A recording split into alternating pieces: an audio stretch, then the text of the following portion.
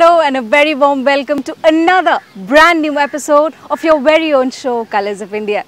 Like every week, I'm back with all the cultural updates from across the city. In our episode today, we present to you Nritya Milan, the classical dance festival, an astonishing, unique exhibition, and some yummy South Indian delights. The relationship that a teacher shares with a student is no less than sacred. And even in today's time, that age-old tradition is followed religiously. Odissi Natyashala's Nritya Milan holds that age-old tradition in high esteem, making it the foundation of its training regimen.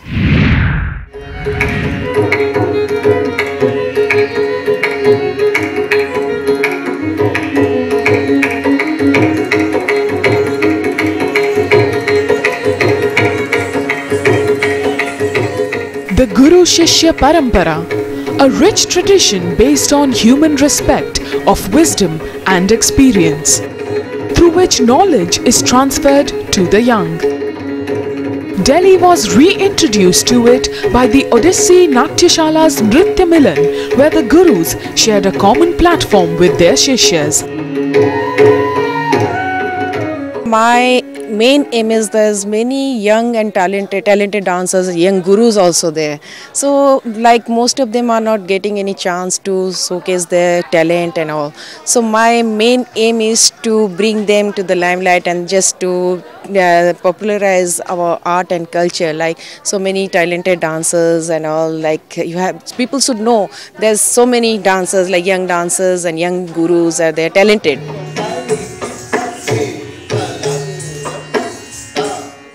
The curtain rose to an Odissi performance by the disciples of Guru Anita Babu.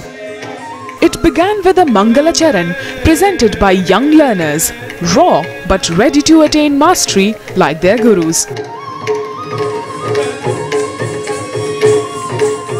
Sthai that followed was themed around Anita Babu's guru Gangadhar Pradhan's Konark Jagaran, depicting the dance of the sculpted temple statues.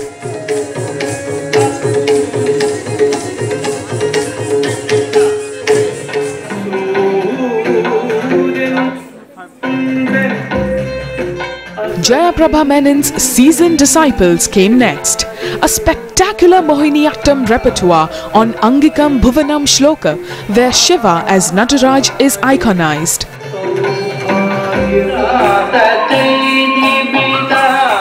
They also performed Panditam. The traditional piece showed the dedication of the Shishyas towards the art form.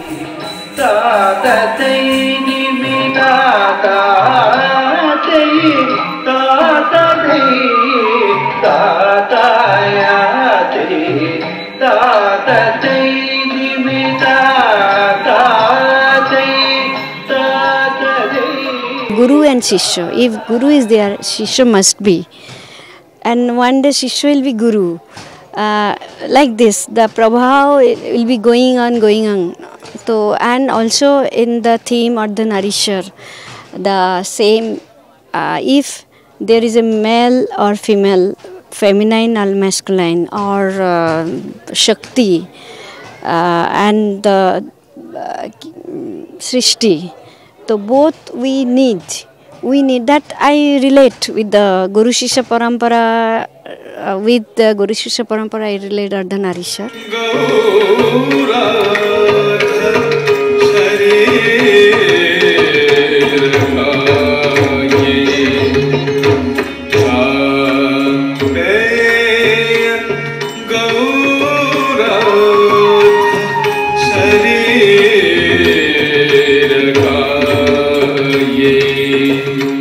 After the group presentations, the duets, once again reflecting the true essence of the Guru-Shishya Parampara. Students took the stage, synchronizing their movements with their teachers.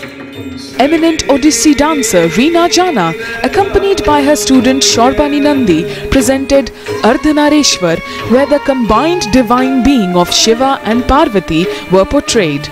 a captivating performance of Odissi led with Reena's Lasya and Sharbani's Tandava.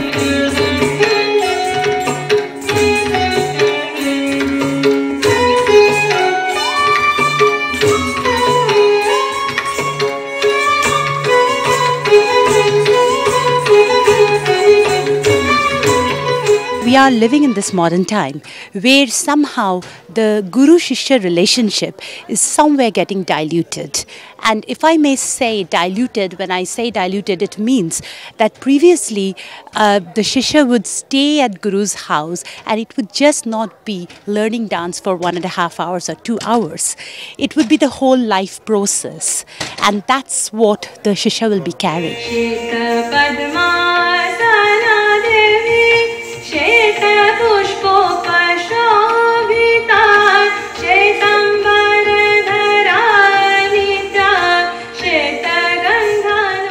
The first day of the 2-day-long festival ended with a fantastically fast Kathak repertoire presented by Anureka Ghosh along with her disciple Saheli Pradhan. They began with a Vandana, an invocation to Goddess Saraswati.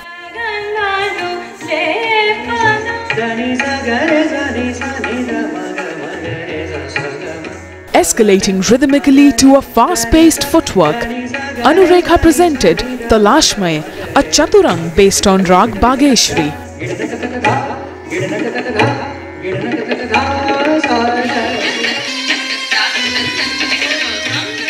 Following in the footsteps of her guru, Saheli, like the other performing students, inculcated and delivered every lesson taught.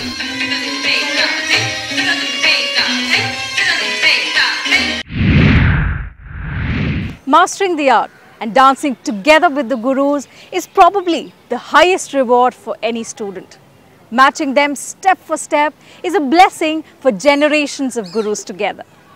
With that, we head into a very short break. More interesting stories on the other side. Stay with us. After the break, we take you to a visually stunning exhibition in Delhi and some culinary delicacies. Welcome back after the break. Now, as far as art is concerned, we try and get you the latest in our show. And this week, we get you the body in Indian art, an iconic exhibition that redefines the rules of museology. And as the 3-month-long exhibition ended, we decided to get you the lasting glimpses. Take a look.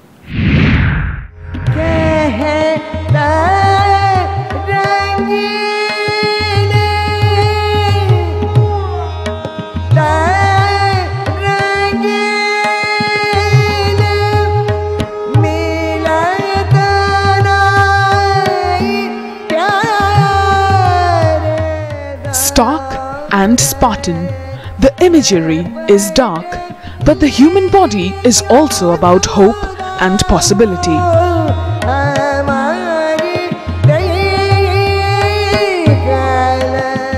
The body in Indian art, curated by art historian Naman Ahuja, the innovative exhibition includes 365 objects from as many as 44 museums, private collectors and artists. It's one of the longest lineup of exhibitors at an Indian show. The exhibition was an audio-visual delight as well, with music composed by Shanno Khurana.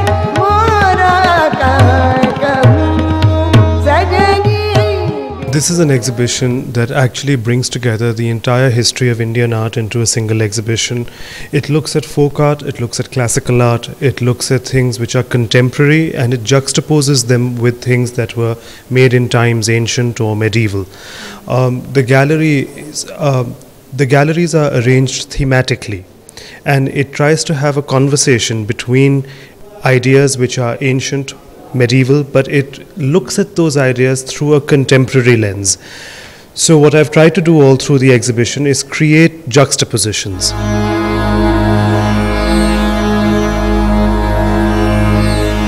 The sculptures depict the various shades of the body through its many stages, starting with death marked by black.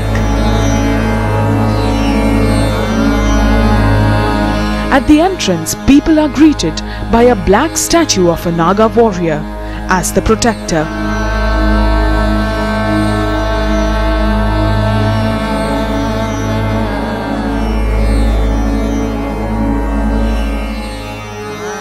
the fierce manifestation of Bhairav in white marble depicts the fear of doomsday.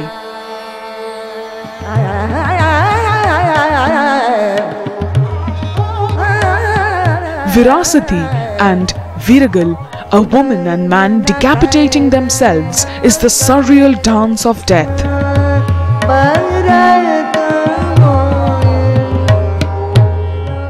After death, the body goes beyond the limits of form, shown as the Padchinna of Buddha, Ram, Qadam Rasul, the footprints of the Prophet Muhammad, and many other forms.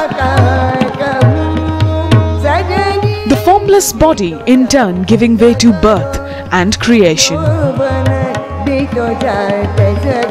Shown by this Subodh Gupta installation of a giant egg.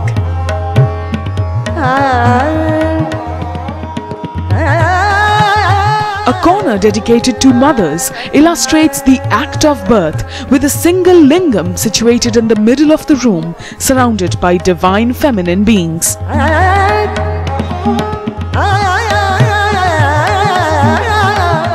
The exhibition also showcases divine births like that of Rustam through the pages of Shahnama and the nativity of Mother Mary.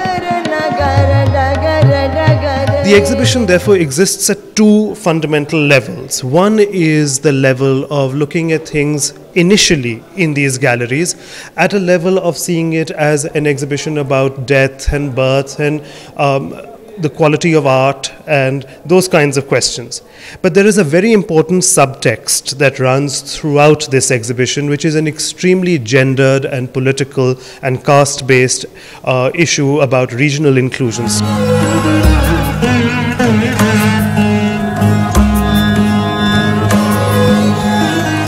The exploration of the body was divided into 8 categories, each getting a unique setup.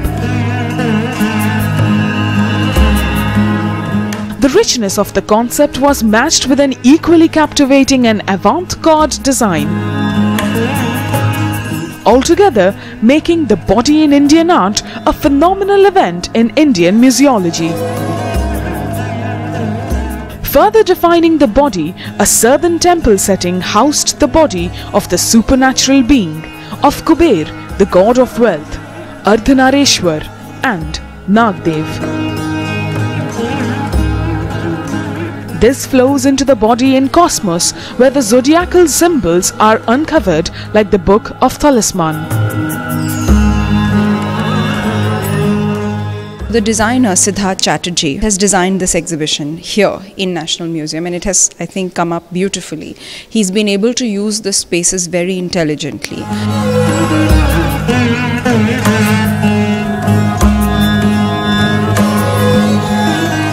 The exhibition placed the body in different aspects of life. Glowing with blood red, heroism brought out in the depiction of Draupadi's hair and a kalamkari painting narrating the Ramayana. Modern heroism portrayed through Gandhi and Bharat Mata.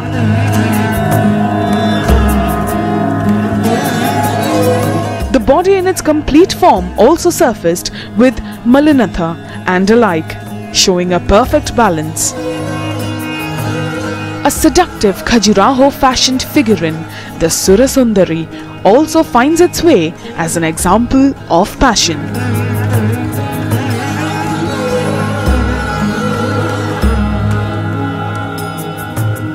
The human body has always been a subject of controversies and interpretations.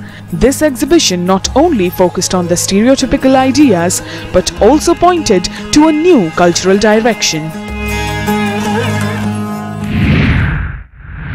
Tucked away in the capital's resplendent Lutein zone, the National Museum's wide participation transformed its image from a mere custodian and exhibitor of artifacts to a robust cultural centre and a happening place for the contemporary audience.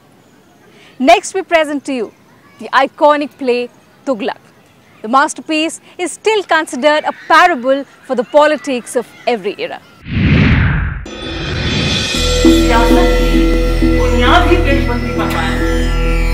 Kannauj से रवाना होने से पहले हमने एक शतरंजी मसले का हल पाया।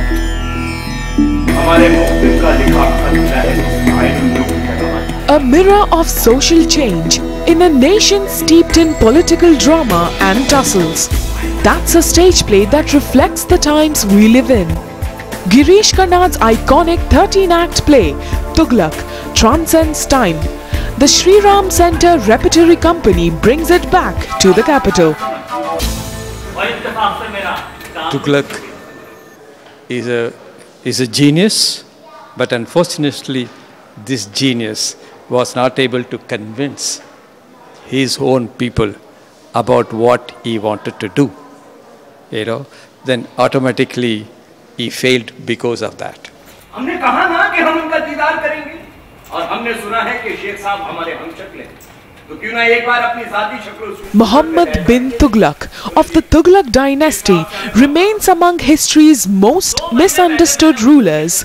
A man whose far-sighted measures boomeranged because his people's reluctance. The play abounds with episodes of Tughlaq's cruel manipulations and the manner in which he used hostile noblemen and conspirators as pawns on his chessboard, a game to polish his political precision.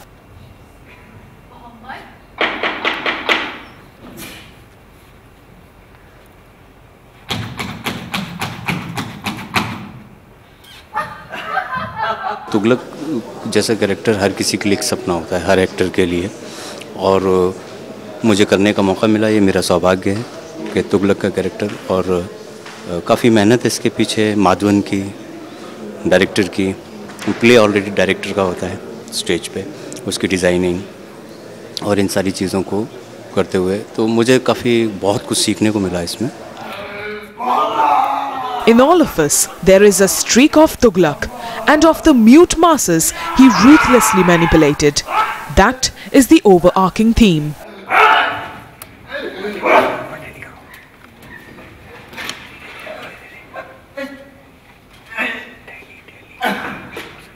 एक महीने के अंदर दिल्ली खाली हो जाए।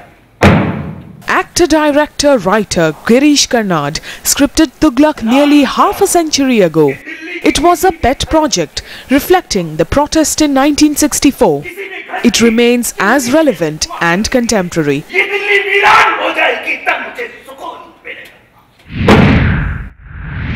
Well, the play remains as relevant and contemporary. Time now for another short break. The much-awaited food trail on the other side. Don't go anywhere. Up next, the spicy, aromatic Chettinad Cuisine. Welcome back. Sharing is caring. And when it comes to food, the more we share and serve others, the greater the proof it is of hospitality and also of humanity. This belief is very strong in the people of Tamil Nadu, which is why they've created some exciting flavors, those available in the Chettinad Cuisine.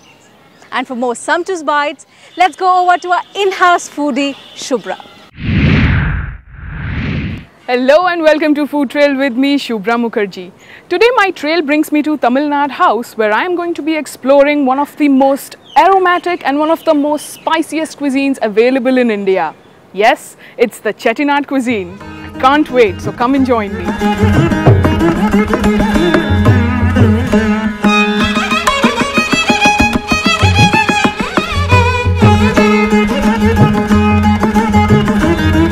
Tamil Nadu, a land of stunning temples and the birthplace of Bharatanatyam, a vibrant habitation made rich by the many influences it once had.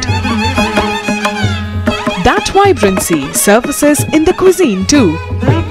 Tamil cuisine mirrors an evolving Dravidian culture laced with plenty of external influences.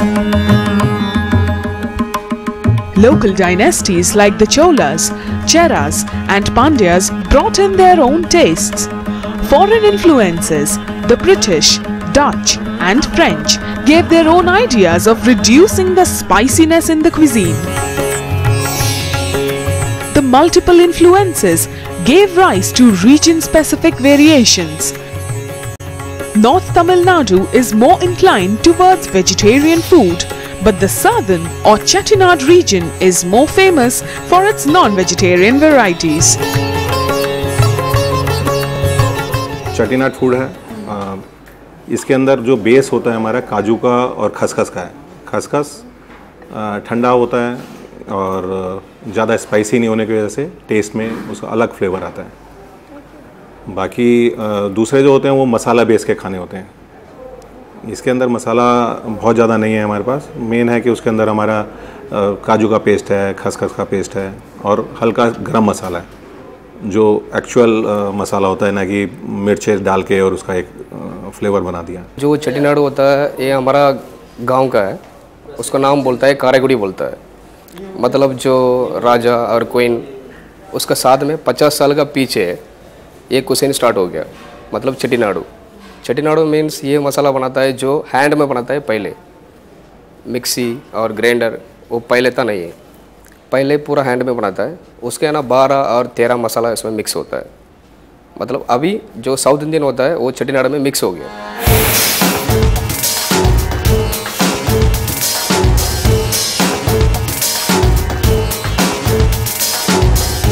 Locals say one is very lucky to eat like a Chettiar, that their food is a feast for the gourmet as their flavors give a scintillating ride into the intriguing and delightful. The deep-fried onion bhajia and pakoda in South Indian style, the dal vada and standing tall, the ghee roast dosa, all very welcoming. But my eye was fixed upon Chicken 65, a quaint invention of A.N. Buhari. The whole crab, the chicken and mutton biryani with their signature, an egg on top, and the superb Chettinad curries. I had Chettinad chicken biryani today, and it's like it has a lot of masala and oil, so I loved it in spite of this hot Delhi. Still I had this masala and masala biryani because normal biryanis they have only just the flavor and very light, but sometimes you need something to for tongue yeah, to have a cake. Most of the cuisine is revolving around rice. If we see, traditional Tamil food is served in 3 courses. First course is rice with sambar, second is rice with rasam, and third is rice with curd. This goes, so it is basically rice based and also goes well with the climatic conditions. And within Tamil Nadu also you will find various kinds of foods, and the most popular is the Chettinad.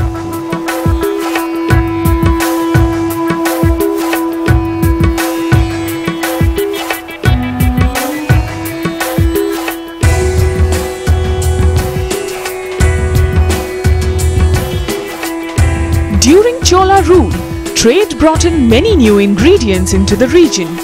Chettinad is strongly non-vegetarian and its close proximity to the sea also brings seafood to the menu. Coconut and curry leaves are found in almost every dish. As you can see, I've ordered lot many dishes to get the authentic flavors of Chettinad.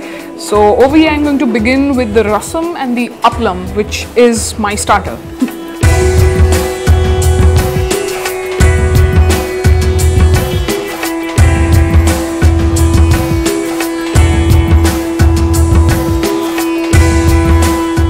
Now over here I've just tasted the rasam and the aplam. So I must say the rasam is really packed with a punch. It is so flavoursome, it is so tangy, it is really brilliant. This vegetable broth mixed with a lot of curry leaves, a lot of coriander, the flavours are boosting and it's very refreshing to have this. It's a little warm but then at the right temperature, served very nicely and goes perfectly with this aplam or the papad that they have served. So one bite of the papad along with the rasam, magnificent.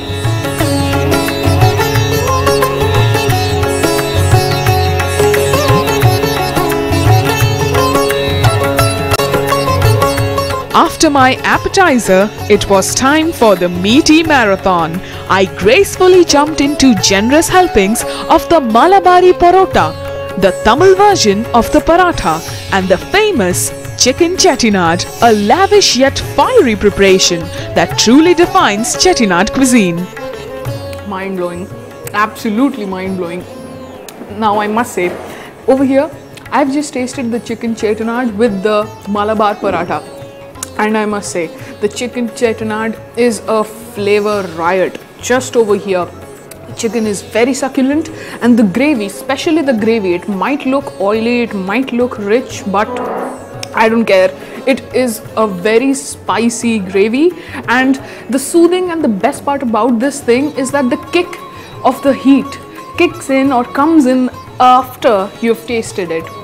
The food goes down, and just a second later, you start getting the heat and the flavors, so it just builds up. Very nice. This is actually the real deal. The menu at the Tamil Nadu House served every possible platter that said a bit more about the Chettinad cuisine, like the crab or the nand preparation, along with another famous delicacy, the biryani. This dish quite clearly shows the Nawabi and Mughal influence.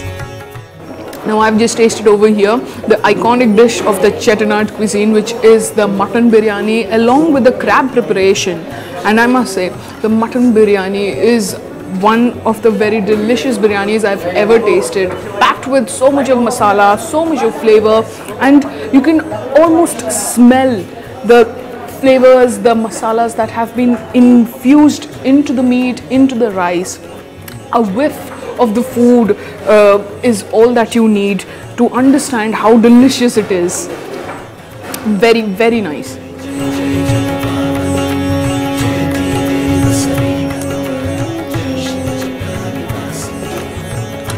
This food trail is turning out to be one of the best food trails that I've ever done, and I have thoroughly enjoyed. After having such a lavish king-size meal, I'm going to end this food trail by a glass of buttermilk, and as I'm heading back to savoring or trying to finish all of these things, it's over to you, Teena. As tasty as all that looked, I'm sure you must have drooled watching this food trail. Well, that's all we have for you in this episode of Colors of India. We'll meet you same time next week with more colourful and exciting stories. Until then, take good care.